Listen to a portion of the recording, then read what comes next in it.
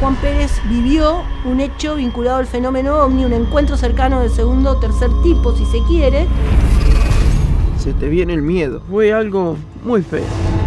Un chico de 12 años viviendo en zona rural no puede inventar semejante relato.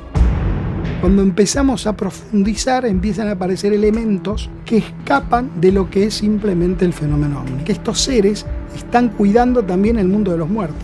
Entonces la gran pregunta sería, si son extraterrestres, ¿qué hacen los extraterrestres con los muertos? A mí me cambió la vida.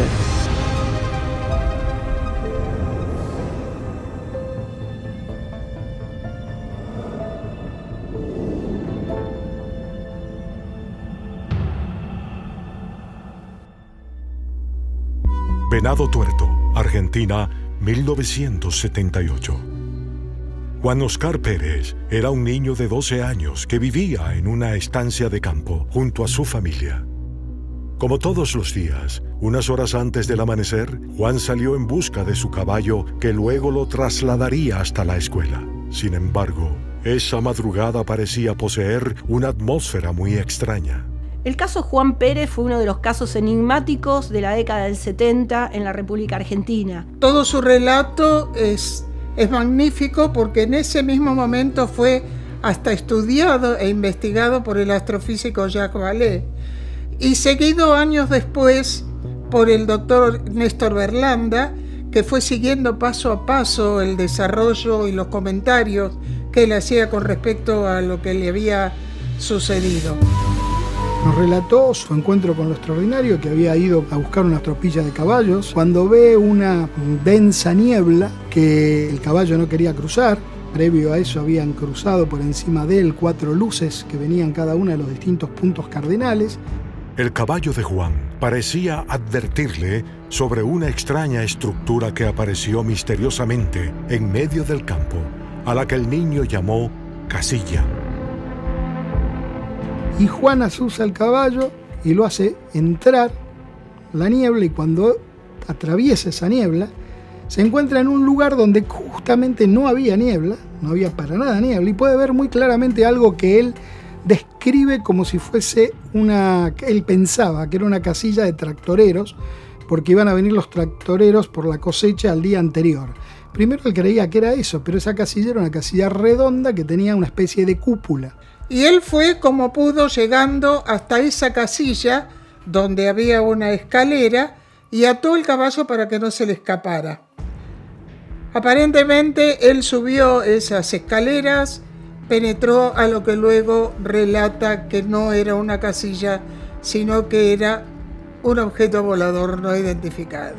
Ve 2 seres, uno alto que tenía un cable conectado a parte del interior del objeto, y en otra parte del interior observa una pequeña entidad tipo robótica que parecía manipular elementos y restos de animales en una especie de succionador. De pronto se abre una puerta, en esa puerta aparece un ser que está parado ahí, que habla como si fuese como chillidos, digamos, y Juan, lejos de amedrentarse ante eso, quiere ver qué hay adentro. Y allí adentro ve un ser alto, de más de 2,50 metros, que estaba conectado con una manguera, que era el que se había presentado ante él, y otro ser chiquito que estaba como cortando algo que era carne, pero no había sangre. Él interpreta como que era carne. Y ese ser chiquito pasa al lado donde estaba el ser grande, que estaba manipulando una especie de mesa en la cual había como una pantalla que se proyectaban cosas que muy después, Juan de adulto, porque en ese momento no pudo identificar, cuando empezó a tener más información pudo identificar que era como si fuesen mapas. Y el ser chiquito pasaba de un lado a otro. Y cuando él quiso pasar, se topa contra una pared invisible. Juan se choca contra eso, no puede avanzar, y de pronto ve que se empieza a cerrar la puerta. Él, aún sin salir del asombro, siente que se cierra la puerta y prácticamente se arroja hacia el exterior del objeto, y al incorporarse, el ser más alto estaba ya a su lado. Toma al caballo, que estaba enloquecido, y de pronto Juan le pide que lo ayude a subir al caballo, y lo ayuda Juan a subir al caballo agarrándolo del brazo izquierdo. Juan ahí siente como un pinchazo y tiene hasta el día de hoy una cicatriz que tiene bordes mellados en su brazo izquierdo de unos 5 centímetros aproximadamente de largo. Lo sube arriba del caballo, y cuando el ser que tenía agarrado de la argolla que tienen los caballos donde van las riendas, que de hecho esa argolla quedó hecho un 8 por la fuerza que le apretó, cuando suelta el caballo sale disparando. Unos 800 metros tenía que recorrer hasta llegar al casco de la estancia. Y cuando sale con el caballo, de pronto se levantan 2 objetos que estaban al costado del lugar donde había entrado Juan y empiezan a sobrevolar, digamos, por encima de él, pasándole muy cerca. Juan tiene mucho miedo, que le queda durante mucho tiempo, pero no a los objetos, sino que haga una rodada, porque el caballo se le iba para un costado y tenía miedo de caerse. Y de pronto de uno de los objetos sale algo como si fuese una media pelota de fútbol, y del otro sale algo como algo cuadrado. Esas 2 cosas se unen en el aire, hoy podríamos decir como si fuese un dron, por decir algo que se pueda identificar. Y empieza a pasarle cada vez más cerca al guante, y cada vez que pasaba cerca, el guante es como que se quería pegar a ese objeto que pasaba, hasta que en una de esas se pega y corta la cincha de cuero que tenía estaba atado el guante, y se va hacia esos objetos. Esa especie de recorrido y esos objetos sobrevolándolo a Juan, lo escucha perfectamente la hermana, a punto tal que escucha el zumbido, y una vaca se asusta muchísimo, patea y le tira el tarro de leche, y el padre también escucha el zumbido de algo como una soldadura eléctrica que no puede identificar. Ese fue el caso que vivió Juan un 6 de septiembre de 1978. Durante años, el doctor Néstor Berlanda trabajó junto a Juan para tratar de comprender qué fue lo que sucedió esa noche. Muy difícil contar esto. Se te viene el miedo.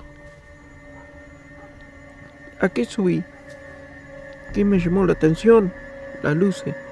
Pero siempre digo, ¿no? Si me querían llevar, voy. Mañana, pasado, me llevan. Pero ese miedo no te lo sacas. No se saca eso.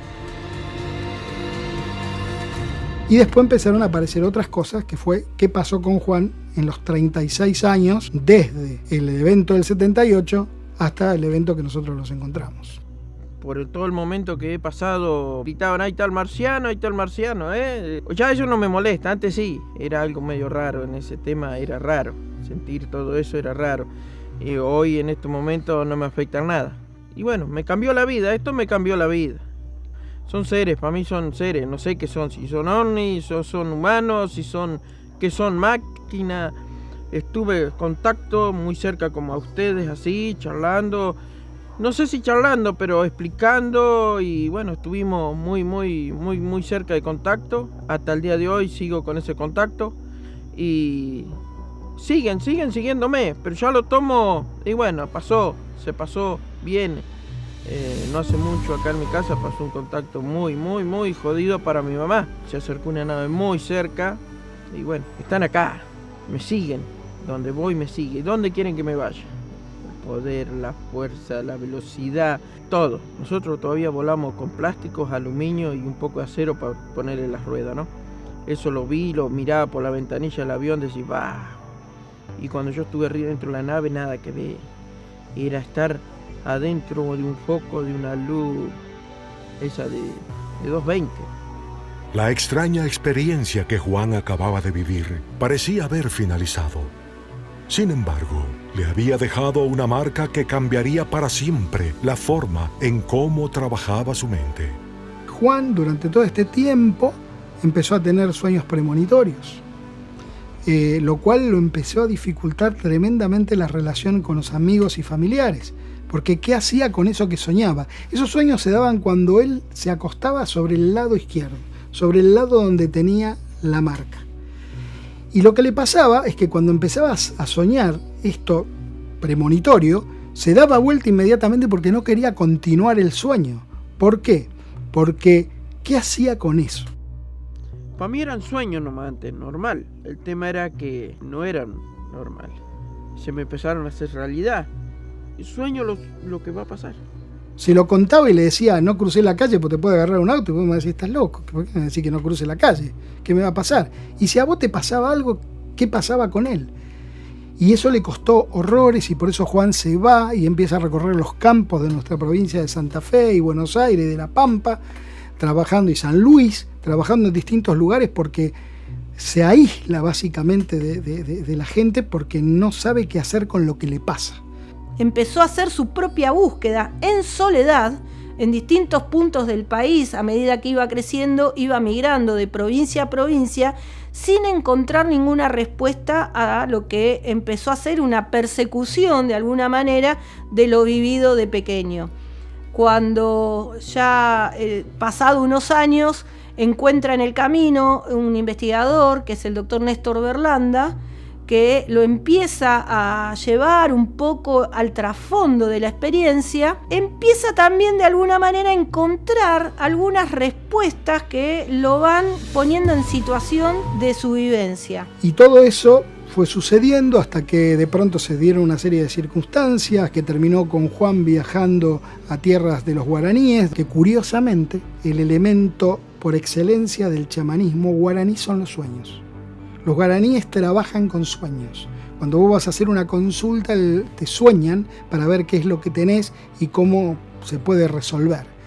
Y Juan, cuando tiene contacto con los guaraníes, encuentra que hay otra gente que vive lo mismo que él y empieza a integrar la experiencia y empieza a ya no sentirse solo. Entonces empieza a sentirse de que hay otros como él, empieza a reintegrarse dentro de su mundo familiar, dentro de su mundo de amigos. Lo que ellos me contaron fue muy raro. Hacían casi 300 años que no se juntaban las tribus. El GPS soñó que iba ahí un hombre grande, muy sabio, a saludarlos a ellos. Y me dijeron, no te asustes, llevarlo. Y ellos me pusieron Abba Tupá. Significa algo muy grosso para ellos, mandado del cielo.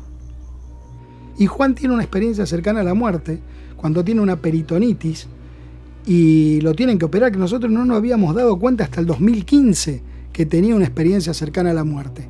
Pero esa experiencia cercana a la muerte, a diferencia de las experiencias cercanas a la muerte del famoso túnel, la luz al final del túnel y una entidad superior y demás, Juan la vive en una montaña agarrado a un palo. Juan se ve en una montaña agarrado a un palo. El palo para todas las culturas chamánicas es el axis mundi, el eje del mundo, y la montaña también es la conexión con los dioses, la conexión con el otro lado.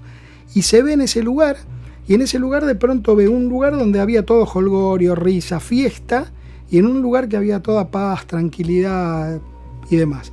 Y una persona que él lo identifica como un familiar fallecido, que pasaba a este lado y le decía, vení para acá, vení conmigo, y Juan no sabía qué decir y no le salía, hasta que de pronto baja una luz de arriba, se pone cerca de Juan, y ahí Juan puede decir, estoy con Dios. Y cuando dice estoy con Dios, este ser se pone como loco, se pone mal, y es prácticamente lo que es la elección entre ser brujo o ser curandero, básicamente. Esa luz lo baja a Juan hasta la mitad de la montaña. Y ahí es cuando Juan se despierta sintiendo que le están sacando toda la intubación que tenía porque le habían hecho resucitación. Ese sueño de Juan es un sueño netamente chamánico. Hay una elección chamánica. O sea, soy brujo, soy curandero, el mundo de arriba, el mundo del medio de los hombres y el inframundo, y el axis mundo, el eje del mundo, que es típico también de los chamanes. Entonces, en el caso de Juan, cuando empezamos a profundizar, empiezan a aparecer elementos que escapan de lo que es simplemente el fenómeno ovni. Y nos lleva a plantearnos otras cosas, que es de qué hablamos cuando hablamos de ovnis, de qué hablamos cuando hablamos de naves. Nos lleva a otra cuestión, porque, por ejemplo, en las regresiones que he tenido oportunidad de hacerle a Juan, se encuentra también con familiares muertos y encuentra que estos seres están cuidando también el mundo de los muertos. Entonces la gran pregunta sería, si son extraterrestres, ¿qué hacen los extraterrestres con los muertos? Siempre me dicen la misma pregunta. ¿por qué a mí? ¿Qué tengo yo? Y esa pregunta me puse a charlar con los chamán que hay en la Amazonia. Para ellos no es problema esto, soñar lo que voy pasando. Viven con eso ellos. Cada no sé cuánto nace uno de ellos. ¿Podría existir algún rastro en el linaje guaraní de Juan que lo haya predispuesto a vivir esta experiencia? El doctor Néstor Berlanda asegura que sí. Lo que nosotros vemos, que hay un linaje y una cuestión familiar en aquellas personas que tienen encuentros extraordinarios. Y la explicación es que esas personas tienen cierta predisposición para fabricar una sustancia que está en nuestro cerebro y sería la molécula del espíritu, le llama Rick Strassman, y nosotros le llamamos la llave biológica a la trascendencia. Esa molécula que tenemos todos en nuestro cerebro, que la tiene la mayoría de los mamíferos y la mayoría de las plantas, sería la llave que abriría la puerta, no es tan así, pero lo decimos así para que se entienda, al otro lado. Entonces, estas personas, por una cuestión genética, tienen mayor producción de dimetiltriptamina. Hay un rasgo genético, y este rasgo genético está porque tienen mayor producción de esta sustancia a partir de dos enzimas. Enzimas son sustancias que fabrican esta sustancia que nosotros le llamamos, que se llama dimetiltriptamina, tienen mayor cantidad de producción de esas dos sustancias. La dimetiltriptamina te proyecta a un universo, a un mundo que, según aquellos que viven ese mundo, es más real que la realidad. Y en ese mundo encuentran seres, encuentran entidades, casi todos lo definen como elfos o duendes y demás, que se ponen muy contentos de recibirlo y que tienen la total y absoluta convicción de que hay un intercambio, de que no es una creación ni una alucinación, es una entidad con conciencia propia. El doctor Berlanda asegura que la dimetiltriptamina en el cerebro de Juan sería una herencia genética y habría despertado en él una habilidad asombrosa. La dimetiltriptamina te pasa a otra parte de ese espectro de la realidad y vos ahí interactúas con entidades, concretamente. Juan vivió un encuentro extraordinario a partir de tener un linaje, digamos, no fue azaroso lo que vivió, él tenía las condiciones para vivir ese encuentro. De hecho, los chamanes guaraníes con los cuales él interactuó lo toman a él como alguien que es verdaderamente especial. Y obviamente la experiencia es 100% real, lo que le pasó, Juan no miente, tiene un gran poder de observación, entonces puede describir al detalle la experiencia, no lo imaginó, no lo alucinó. Ahora lo que queda es la gran pregunta, es ¿con qué se encontró Juan? Los ufólogos te van a decir que se encontró claramente con una nave extraterrestre, con seres extraterrestres y demás, pero hay cosas que no cierran. Entonces, ¿dónde estuvo Juan? Lo cierto y lo concreto es que lo que él trajo a él, ahora que pudo integrar la experiencia, le sirve y lo transformó en una persona distinta y en un hombre nuevo. Todo aquel que atravesó un encuentro extraordinario cambia su forma de percibir el mundo y se hace más solidario, si se quiere. Entonces, se encontró quizás con esa otra parte que nos falta a nosotros como sociedad occidental, que es la parte de la trascendencia, de lo trascendente, de lo espiritual. Y hoy estoy acá, sin miedo. No tengo más miedo. Le tengo respeto.